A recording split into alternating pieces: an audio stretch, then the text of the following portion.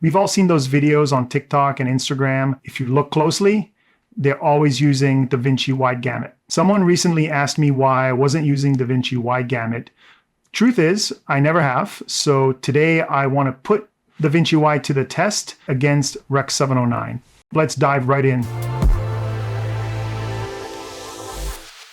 Recently, I published a video on YouTube about my process in DaVinci Resolve, and I received some great comments, including from @CWY333, who asked me why I was starting off by changing the color space from S-Log3 to Rec.709 before doing my grade. His point was, if you use DaVinci Wide Gamut, then you have a much broader color space to do your grading. Because of that comment, I was like, man, this is good information. I love the interaction on this channel. You guys are awesome. And I say, hey, I need to test it to just see exactly what it's doing so that we can adjust or, see if it's a better workflow. And really the reality is the workflow doesn't change that much. There's, as usual with DaVinci, there's 15 million ways that you can do it. But I went through a few tests and thought it was interesting and got some interesting results. And so I wanted to share that with you today, just to give you that information. On this project, I just created that very quickly with just 2 shots. Those are the 2 shots that I tested with. I have this interview and then I have this B-roll, because really we'll see how it affects our waveform, but it's really in the extremes that it could be helpful. My workflow has always been to group those shots into a group, and then I can apply pre-clip my color space transform. And in this case, those 2 shots are Sony S-Log3. So I'm going to right click and I'm going to say add into a new group. We're going to call that Sony. And so now both of those are into a Sony group, which gives me access to then the pre-clip and then the post-clip group, and then the clip in the timeline. And so in the pre-clip, this is where I would apply my color space transform. And we can still do that. It's the same workflow. And here I would normally go to Sony Gamut 3 and then S-Log3, because that's the input of that camera. And then I would normally go to Rec.709.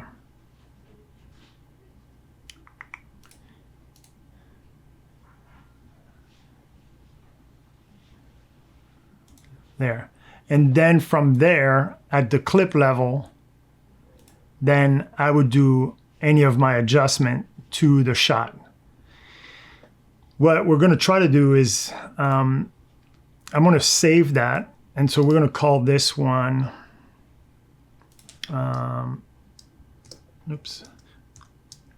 S-Log to Rec.709. But then I'm going to create a different one. We can disconnect that. We're going to call this one S-Log to DaVinci Wide Gamut. And so we're going to drop the same color space transform. Let me connect this one.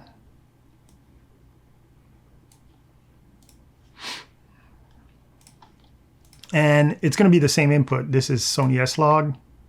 Oops. And then here, we're going to go to DaVinci Wide Gamut. And in the output gamut, they have a DaVinci Intermediate. So it looks very similar to S-Log. And we can see our waveform down here, where everything is kind of still kind of compressed.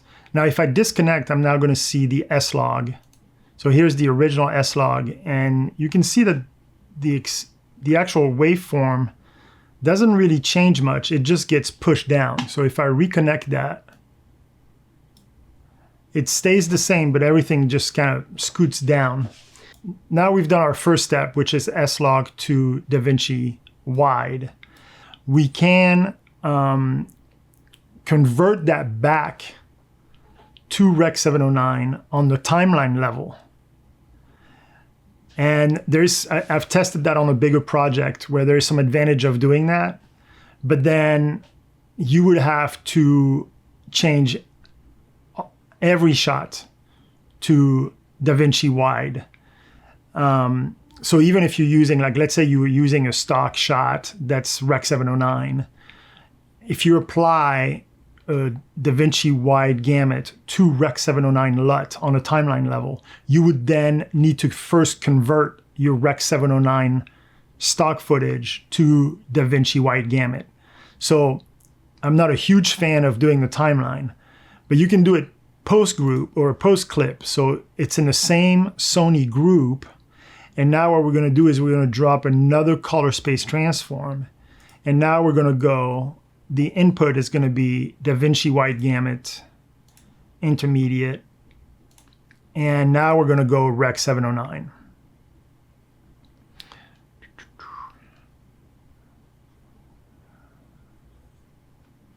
Struggling.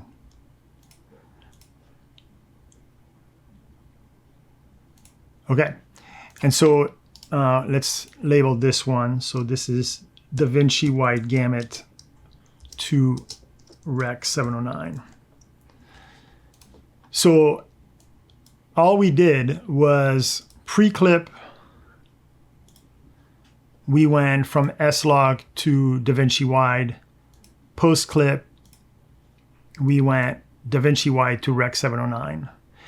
Where it becomes interesting is, so now we can go to the clip level and make any adjustments. So here's how it works with the DaVinci Wide Gamut. And we have pretty great separation actually in the highlights. And what's happening is if we try to go further, just look what the curve does. So if I just raise my highlight, if I just keep going up and up, what the DaVinci Wide Gamut is going to do is it's trying to protect those highlights from clipping. And so instead of reaching and clipping, it's going to compress and compress and compress and compress as much as possible until we're just really being ridiculous. But that's what it does. It just protects those highlights, so it just compresses it. If I do the same thing with the Rec.709 and look at the waveform, and once we get to peaking, which is about here, like we're starting to peak here, those two spots, if I keep going, there's no compression of the highlight, so everything is going to reach the clipping point. There is no protection from the highlights. It'll just clip it versus compressing it in DaVinci Wide Gamut. And that may seem like a small thing. And it is when you're talking about a shot that was well exposed. Then you may not need that. But if we look at our next shot, which is a little bit more extreme of, having some really bright spots and him being pretty underexposed, you can look here. So let me see. So it's in the same group. So right now it's S-Log to Rec.709, and there's no, on the clip level, we don't have any adjustment. We haven't, here, I can delete that. We haven't touched anything. So I can just add a node on the clip level. And now we're ready to adjust. Let me double check the post clip. That's turned off. So we're strict S-Log3 to Rec.709. And now we're going to go in the clip level, just like if I would normally correct this shot. Adjustments. So the way I would normally correct the shot is, again, I'm not peaking yet, but I want to preserve some of those highlights, so maybe I lower some of those highlights a little bit. It also looks fairly green. I I don't have my full scope on here. Here we go. Because normally I have my scope on another monitor. Somewhere here. There. I want to put back the waveform. And if we want to raise him a little bit, yeah, it's going to be tricky because there, he's somewhere here.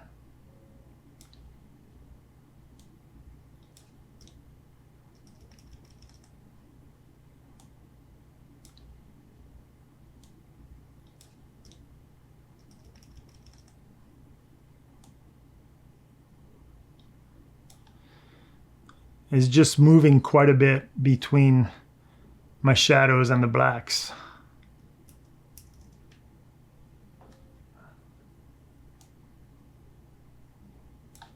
Could almost add some contrast, even though it's already pretty contrasty, but just to create more separation.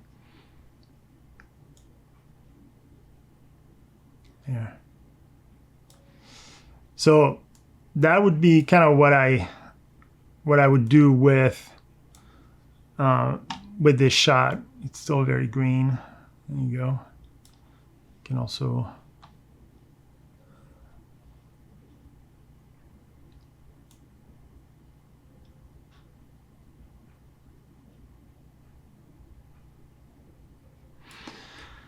now let's look at if we do it. But you see, like, our highlight, like, it's all clipping everywhere. So if we try to lower this, then, or if I try to protect the highlights, I get a little bit. So here, like somewhere here, and it's not affecting him too much. So I can live like somewhere here.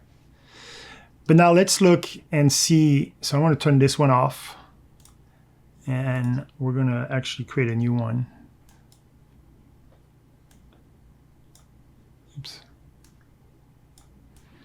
So let's look, and if we switch it from S-Log to DaVinci Wide Gamut, and then post clip, we're going to turn this one on so that we go from DaVinci Wide Gamut to Rec.709. So we haven't done anything yet as far as adjustment.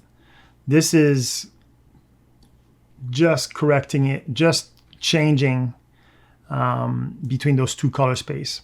And now we can take on the clip level and start adjusting. And we're going to see the same thing as I can raise this, and it's going to try to compress and compress and compress. So nothing is actually really clipping just yet. We have a little bit here. And now I can protect my highlights. And look at that. And it's going to be the same here. I can raise this, and it's going to keep compressing those highlights, you know, to prevent them from clipping. So I can actually bring those shadows quite a bit.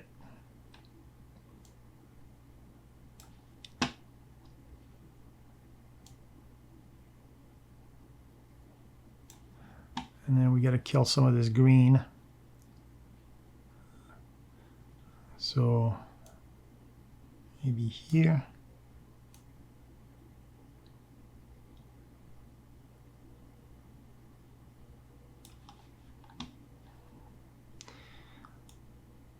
And we can keep raising. We're still not clipping. I mean, the sky is not blue out there, which is a bummer. That would have been an interesting test to see.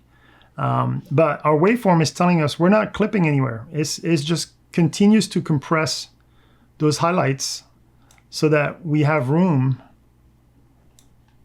I'm going to bring it down even more. There's a lot more separation. Like, look at that. I can just go straight and here, and then maybe raise those a tiny bit. And it's just a great way to preserve and have a better separation between my highlights and my midtones. So hopefully that made sense. I know for me, it was a fun little test to kind of play with those new color space and see how it would affect my correction. And I think it's a better option, just as a safety net to protect your highlights by going to the DaVinci Wide Gamut versus going to Rec.709, then doing your adjustment. So hopefully that was helpful. I know it was super helpful for me. I really appreciate that type of comment. Don't be afraid to tell me if I'm doing something that's not optimum, that's not right, that's not accurate, or if you have a better way of doing certain things. I'm always interested in learning, and then I can kind of test it and pass it along to other people so that they can experiment as well. So hopefully that helps. Thank you so much for everything. Thank you for the comments. And as usual, happy filming.